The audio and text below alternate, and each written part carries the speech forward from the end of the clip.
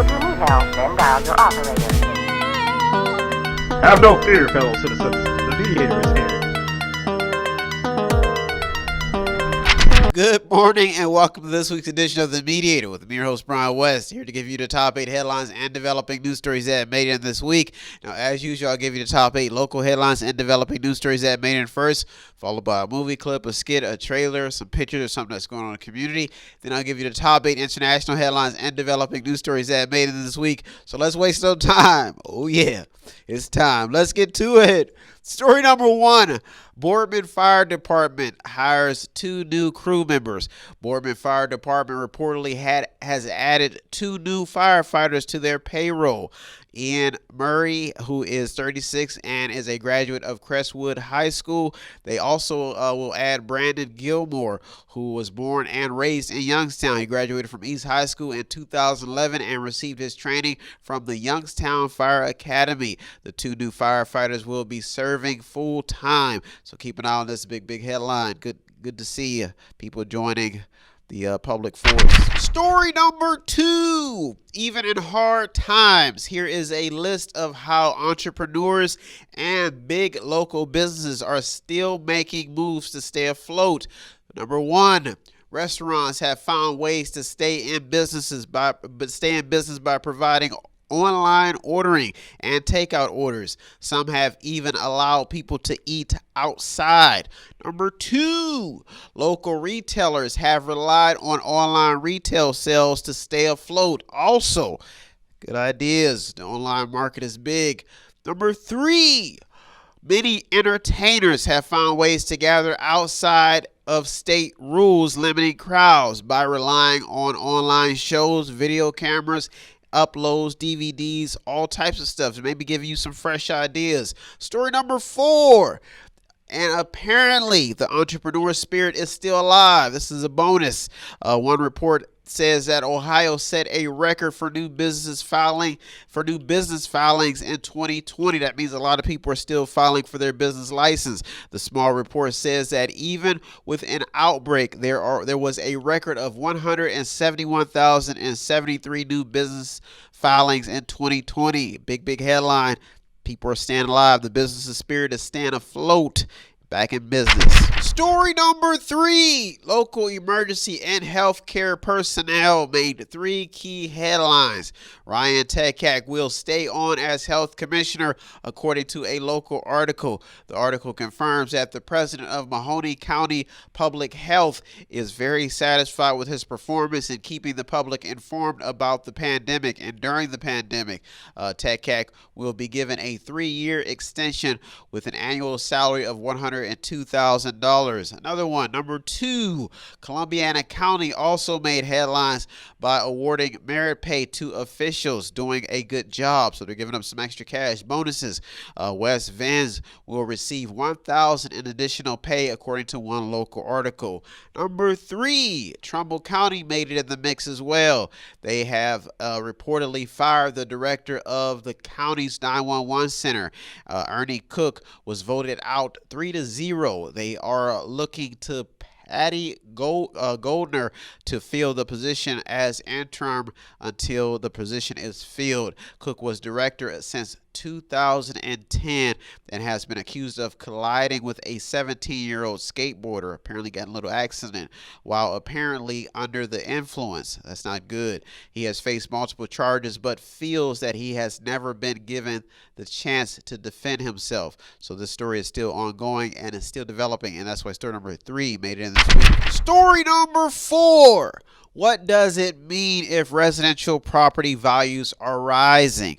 Local surrounding communities saw residential property values rise 13%, which means, according to the Mahoning County auditor, that people are willing to live here.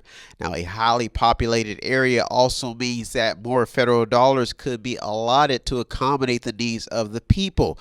Now, if local populations increase, this also means more funding for schools that have to teach an influx of students in amounts approved by voters. So that's why this means something big. If property values are increasing, that usually means that demand is up and people are moving to the area. So keep an eye on story number 4. It could sneak in and out of the news if this keeps up. Story number 5. 2 political headlines that will start a local ripple effect to keep an eye on. Number 1, here's the first political ripple effect. Pay raises in Hubbard. Just imagine if every politician or public servant got a pay raise. Hubbard officials will receive a pay raise set to begin in 2022. City officials will get a $150 pay raise. The auditor will get a $500 pay raise, and the treasurer will see a $100 pay raise, according to a local article, if I'm correct. Number 2, another Ohio Senate seat is up for grabs. U.S. Senator Robert Boardman will not seek re-election next year for a third term. He cites the current climate in Washington for his decision, while area reps like Tim Ryan, Bill Johnson, they look to fill his seat along with other people like Jim Jordan of Urbana, Steve Stivers of Columbus, Warren Davis of Troy, Brad Winstrip of Cincinnati, and Lieutenant Governor John Husted is even on that list. Now, Attorney General David Yost is also on the list, along with Ohio Republican Party Chairman Jan Timken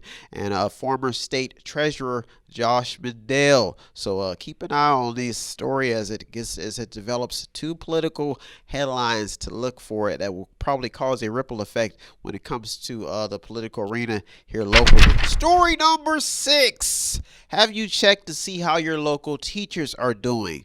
Local teachers have been weathering the storm, but the fight to get the school system back up to par is still on.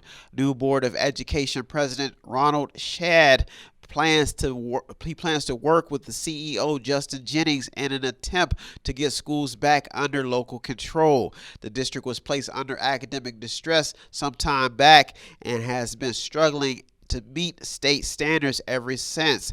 Now, COVID-19 has apparently made matters even worse, with kids having to learn through remote classes. So keep an eye on this. Not only just the teachers, check out the religious leaders. They're teachers too. The people who are teaching Sunday school. There's a lot of teachers out there, professors. Keep an eye on this story. It could creep up in the top 2 if it keeps alive, if it stays alive. Story number 7 in the top 2 local headlines and developing news stories that made it in this week.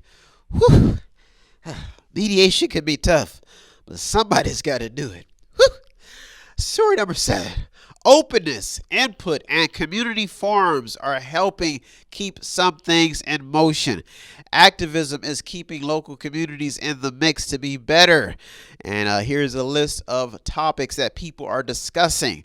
There have been forums and inputs. There's been forums and input collected from people discussing COVID-19 care, whether if it's at work or in the hospitals. It's really helping officials create better ideas to assist the public. Number 2, people are also talking about schooling and teaching and how to get kids back in the classroom. So this is also stirring up some conversation. Number 3, local residents have been voicing their opinions about street maintenance and the criminal justice system, the police force, and all that stuff that comes along with that. Now, all of this activism and input has kept things in motion locally, and it shows that one hand must wash the other, and pointing the finger often leads to sometimes that hand getting chopped off. So keep an eye on story number 7. Big headline, big developing story. Story number 8 and the top local headline and developing news story that made it in this week.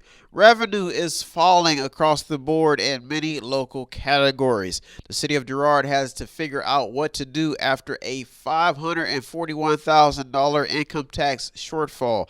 Girard Mayor James Melfi stated that it's the largest single decline in dollars and percentage in the city's history, according to a local Vindicator article. Youngstown Interim Finance Director Kyle Misek is also concerned about the city's finances in Youngstown. One local report exposes the budget cuts brought on by COVID-19. The city is apparently seeing huge declines in city income tax collections. COVID-19 relief money gave the city a lifeline, but the city is concerned because if collections keep decreasing, then the city will be in a financial mess.